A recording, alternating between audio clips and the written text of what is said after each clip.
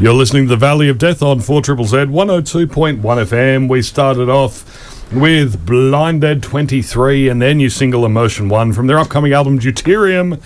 Keep an eye out for that one because, that was a really slow burn intro to that track. So I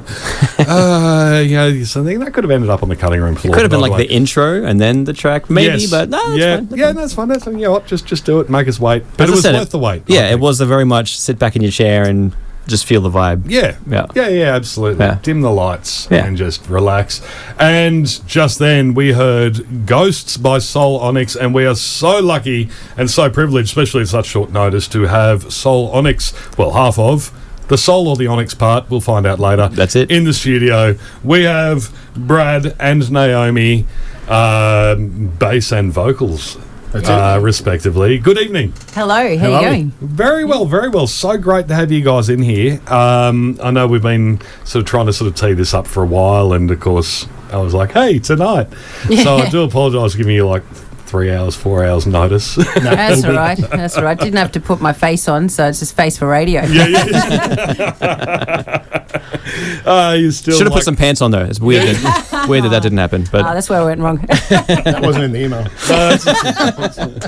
The chairs look like that before you sat down.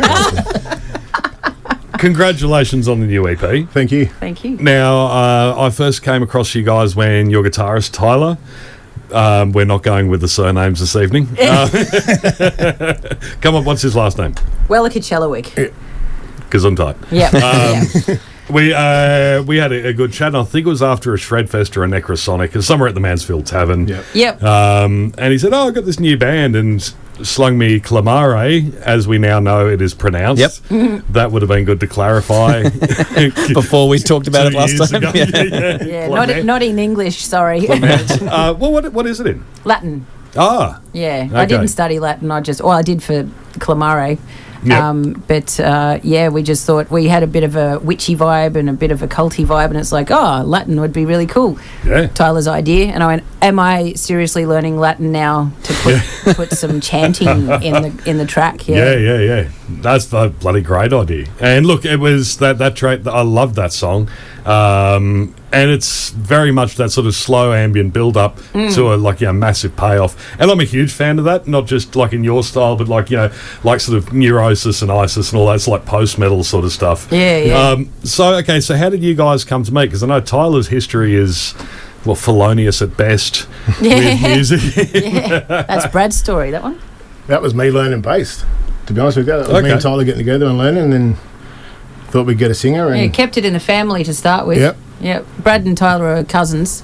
Right, yep. So, but they had different paths. Yes. Yeah. Well, your surname was easier to spell. Yeah. And then we got a hold of Naomi. That's when it sort of turned into a band, and went from there. So, what do you mean, got a hold of Naomi? How did you come to? You've got history with bands, or did you just come out of left field like I can see? Oh, no, I was, so this is the other part too, is that they were jamming and they were playing and stuff. My boyfriend's a handyman, and Tyler's girlfriend at the time, before fiance, booked him for a job. This is getting messy, right? Yeah. And then she said, you look like a metalhead. My boyfriend's looking for a singer. And so those guys were, you weren't auditioning for singers, but I came along, I emailed Taylor Willicatutus. That's what I called him. And then it's like, we came along and we played a few covers together, and it was like, you got a set of lungs. And then I found out Tyler doesn't like covers at all. Oh. And then, from then, so Tyler had this little riff and he was playing. I was like, what is that? Oh, my God, that's fucking beautiful. He's like, I wrote it. And I was like, I recorded it on my phone and went home, wrote some lyrics, came back the next week with them. And I was like, what do you reckon? And then everyone was just like, that was pretty cool. So, actually it was Brad's wife, Lara, that helped, because when we first met up, she and I had a couple of drinks, and she's like, well, I think she suits us. It sounds like one of those stories, if you miss an episode, you're lost. Yeah, right. Yeah, long story. I say long story short, but they're never short. They're never short, no. So musically, like, what's your background, Naomi, in terms of music? Like, what are your influences? Did you play? Did you sing for anyone? Yeah, well, my mum's a piano teacher, so I was on the piano since like 2 years old. It was all classical, so that sort of stuff. And then I did like the flute and bass guitar because I rebelled in a teens and I was like, oh, everything's classical, violin, everything like that.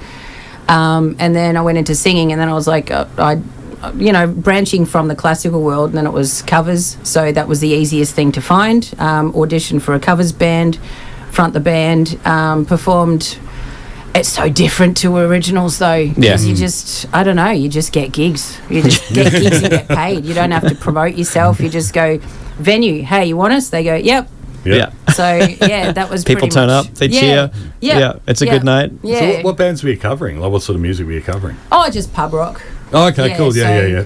The Pink, the Katy Perry, the Michael Jackson, everything that a chick could sing. Okay, right. So I was about to say, that's pub rock? I was thinking, like, actually, no, I'm showing my age. I'll shut up. Yeah. Cold Chisel or... You're like the Angels, the Radiators, you know. Yeah, no, I probably got the classical upbringing here. I probably got the genres mixed up. I'm still learning. You can tell I haven't been to a pub in years.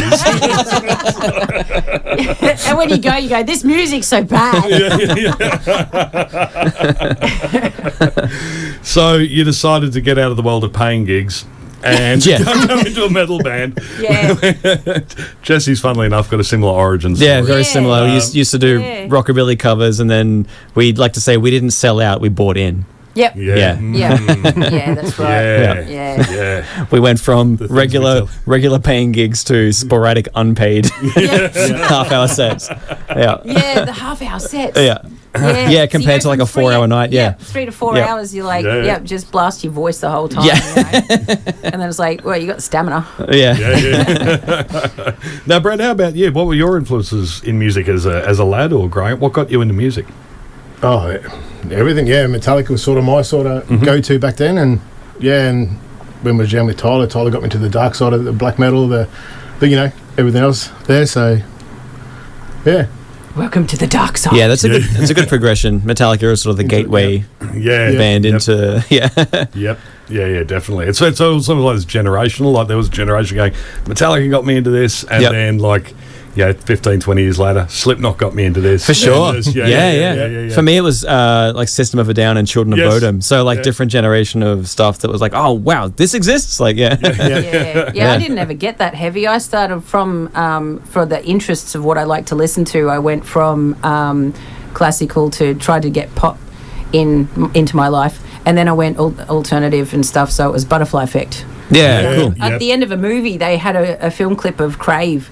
And I was like, what is this? And then I was a huge fan from then on. I was just like, oh, this is epic, you know? Yeah. I was like, I need more. It's funny when you're growing up and you hear something that you've never heard before and you're like, this is amazing. And then you're like, wait, this band's been going for 20 years. What the heck? I've been missing out this whole time. Yeah. Kept this from me. Yeah, I'm just knowing Stupid now. friend group. So, Clamare, that was your first ever single, yeah? Yes, yeah. Okay. And look, I love that track. And, it's great that you learnt some Latin to do it. I think, it's good when it's done well. I think it was My Dying Bride years ago had a track called See Me, which was an iconic Doom track. In fact, I should have fucking played that. All these things I think of after the event, which would have made this a better show. That's right. There's always next week. That's right. When we go live, we'll sort out these issues, Doc. We'll shoot. And like they wrote that song in Latin, but it was sort of like taken from there was no sort of declensions or sort of past, present, future tense, whatever. So it was just word for word. It's like like Google translated sort of thing. Early Sepultura where they just went Portuguese to English dictionary. Yep. And so you're just going, what the hell? And it pissed a lot of nerds off because that's not Latin. But it's great you took the time. Besides learning Latin, I don't know if somebody studied Latin if it's actually. It is. It's fine. Don't tell me if it is. Certified by the Pope himself. Yeah. It sounds good anyway. Well, the Pope, if you're listening, text in 0420 626 733. Let us know how authentic is the Latin in that song. Yeah, has this offended you? Yeah. I'll take any Pope. Yeah. Not the dead one. Living or dead. what were the challenges in coming up as a group coming up with the first single? Like, were there differences in style, songwriting technique? How did that all come together? Yeah, I think style and songwriting was pretty easy. I think we'd written so many songs, we had to pick what we would go with. We've still got a whole heap in the bank that we haven't recorded. It's, you go through concepts. So we said with Clamare, we wrote Clamare, and it's like, this is kind of a story of purgatory and all that sort of stuff and trying to get through it. Then you go, Tyler's got other riffs, and it's like it's a branch off that riff, it's a branch off that riff, and then it became what it is as the 27-minute concept that it is. And then we were like, okay, so it starts with a flood, and then it does this and it does that. So then we went from a couple of stand-alone songs to go, all right, this is going to be the thing we go for. Because one of the first things you wrote, I was like, that's our first single. It's awesome. I love it. That's our first single. It's not. It's I don't even think Mick, as the current drummer, I don't even think he's played it with us yet. All right. It's like, because we had a different drummer beforehand, and it's like, we played that one. And then I don't even think he knows it yet. But yeah, the writing side's really easy. Then it's just it's not motivation. It's like budget and time, for sure, and time frames, and then juggling everything, and then everybody's got family and work and everything like that. So when can we get to the studio and book it in for a week? And then so we did. The first one was home recording, and you can, if you hear them next to each other, you can tell. Oh yeah, you tried, didn't you? I think home recording is awesome, but if there is a particular aesthetic that you're trying to nail, some genres you cannot get with home recording. Or it's very difficult, at least. But yeah, it's great that you're able to do it, though, at least to get stuff out there. Yeah, well, that was the push. It was just like, are we going to play in a garage for 10 years, or we want to make something of this? Yeah. So just push it. Home record, we'll just do black metal. That's what exactly, yeah. Black metal, like crust punk and stuff like that. Don't go into the studio if you're playing black metal. You're selling out. Yeah. What are we, Cradle of Filth? Now, for the EP, now you've released an EP. Yeah. And congratulations. Now, is this on Bandcamp, or are there physicals? It's everywhere online. It's everywhere we could get it. I think it's on Bandcamp. Yep. Bandcamp, Apple Play. Everything, yes. Everything, streaming services you can get. Yep. It's on there. Yep. Is there any plan to do physical releases? Because it's a 3-track EP? 4-track? 5. Yeah. Okay, well, I was going to get there. Yeah. I was working my way up to it. Yeah. Because we want to have a bit of merch ready for when we do. When you headline. Yeah, when we headline, Dead of winter. Yep. Yeah. So hopefully we're looking at, again, budget costs and stuff, and contacts and who have you got. So we've even got, when we had them mastered, we've got them in the thing that you can make them vinyl. Okay, yep. What's that word? Format, that'll do. Yep. Great. Yeah. So we've even thought formats for vinyl. Because then you go, even when you have more stuff come out, it's like, that's your first one. That's Yep. Not signed yet, though. No.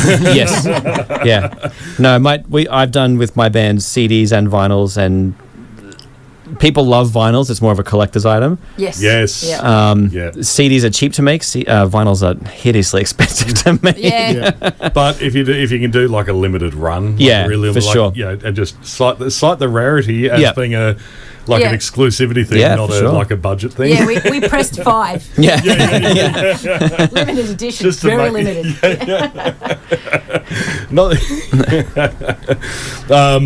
Now, sorry. I just distracted myself here.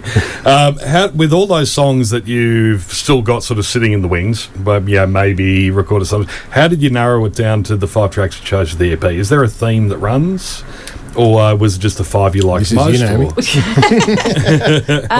I would probably say they were the storyline,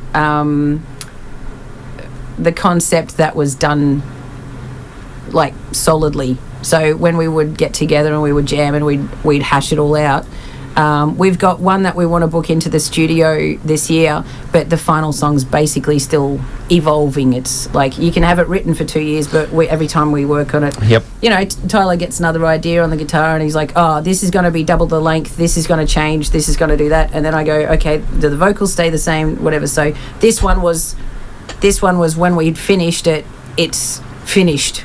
Yes. But even then we went to the studio and it was like, what if we did this in this bit? Until a track is recorded and released, it's not finished. Yeah, that's right.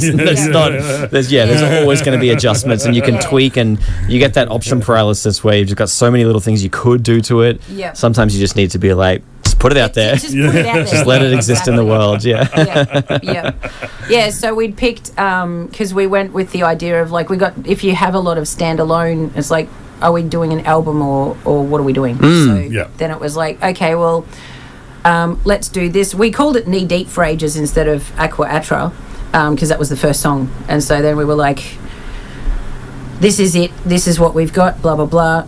Are we doing this song? Are we doing that song? Are we doing that song? And then it's like, nah, this is 27 minutes. It's fine. That would mean that you could front a band, you could do a set. Do a set like in all the original stuff, so you can enter a band competition and all that sort of stuff. So it was like we finished that off. I really pushed for the studio time. That's what happened. Because people can go, oh, I'm not quite done. And then I go, I've booked the studio, guys. Yeah. No, you're done. Yeah. And the studio is the worst place to be like, maybe this riff or maybe this idea, because it's like, this is costing us money. Like every second you're in that studio. You're packing up today's vocals tomorrow. Yeah, that's it. Yeah. Let's just have it as a snapshot in time. Yeah. And that was, we'll change it when we play it live. Yeah, I was going to say, it can evolve when it's live. It can turn into 35 minutes if you want. You can do a re-release down the track. 10 years of Well, that's 10-year what re-release. we did with Clamare and Rescue for the first two, because we had a different drummer. So we had the new guy come in. And once Mick was in, he was like, do I have to play it exactly the same? And we said, nah, it's free reign. Cool. And then so that's why we booked the studio and didn't do the home recordings. It's like, let's make a better go of this. Yeah, cool. So you listen to it, you go, yeah, I'm really proud of what we did. It's like, it could be better.